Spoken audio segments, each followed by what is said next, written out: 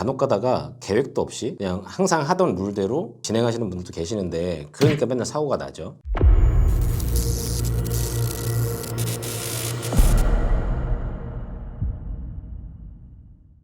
안녕하세요. 창스타TV 창스타입니다. 지난 시간에 세 편으로 나눠서 인테리어를 해보고 싶은 꿈나무들을 위한 어떤 영상을 콘텐츠를 올렸었는데 얘기가 많이 나왔었어요. 굉장히 좀 도움이 많이 되는 것 같다. 이쪽에 종사하는 분은 아니지만 그래도 너무 많은 도움이 되는 것 같다. 이런 이제 인테리어 관련된 콘텐츠도 예비 창업자분들이 보시면 도움이 많이 될 거예요. 인테리어 업체를 선정하는 과정이나 실제로 인테리어를 회사와 계약을 하시고 진행을 할 때 현장에서 이런 부분들을 좀 나도 같이 함께 체크해 볼 수 있는 그런 어떤 정보가 되니까, 인테리어 콘텐츠라고 해서 안 보거나 그러지 마시고 예비 창업주분들도 함께 좀 봐주시면 도움이 많이 될 것 같아요.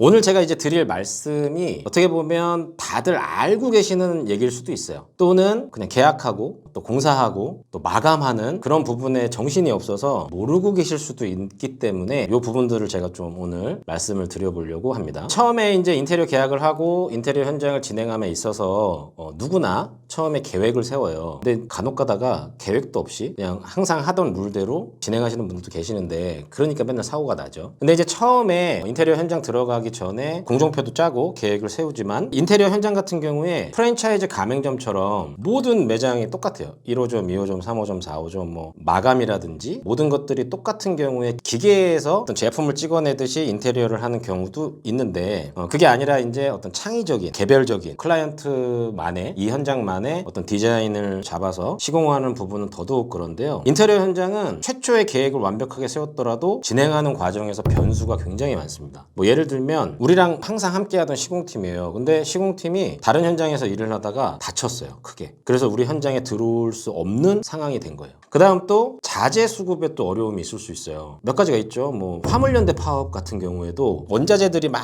이제 화물차로 돌면서 또 제품을 찍어내고 그 제품을 가져다가 공사를 해야 되는데, 화물연대 파업으로 운송이 막혔어요. 그래서 자재를 찍어낼 수가 없어. 이런 상황들이 또 생길 때도 있고요. 또 아니면 이번엔 코로나가 있었죠. 코로나 때문에 다른 나라에서 원자재가 수입이 들어와야 되는데 그 수입길이 막혀버리는 경우도 있었죠. 이제 이런 어떤 변수들이 굉장히 많습니다. 그런 변수들 때문에 완벽한 현장은 없다라는 거예요. 그리고 또 공사를, 그런 어떤 문제점들을 해결해 가다가도 이게 참 웃긴 게, 공사를 잘하면 잘해서 또 못하면 못해서 우리 클라이언트 분들의 추가적인 요청이나 생각들이 바뀔 수가 있어요. 현장이 잘 진행되지 않았으면 당연히 이제 현장 오셔서 보시고 문제점들이 막 보이니까 공사 계획 변경이나 추가 요청 사항들이 나올 수 있고, 아주 좋은 예로는 너무 잘 진행됐어요. 그러다 보면 욕심이 생겨요.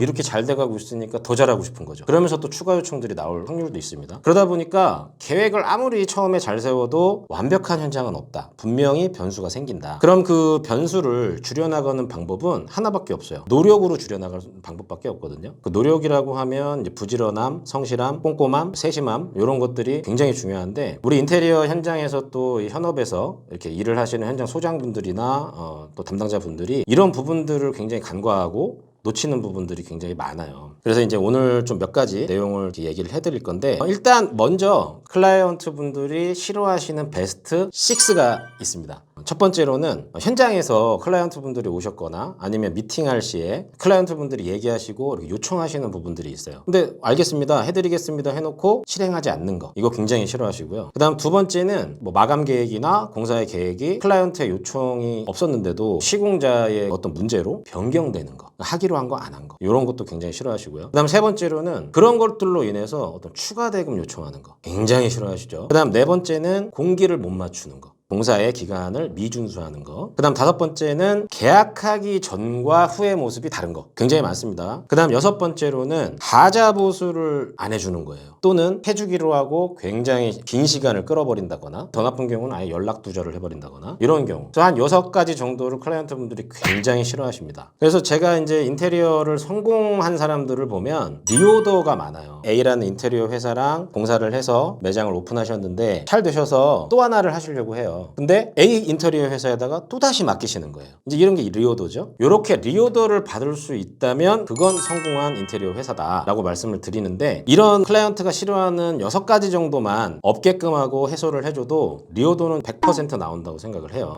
이제 이런 것들을 줄여나가기 위한 팁을 드리도록 하겠습니다. 모르는 분들한테 팁이 될 수 있고 아는데 안 지키는 분들한테는 따끔한 좀 일침이 될 수 있겠죠.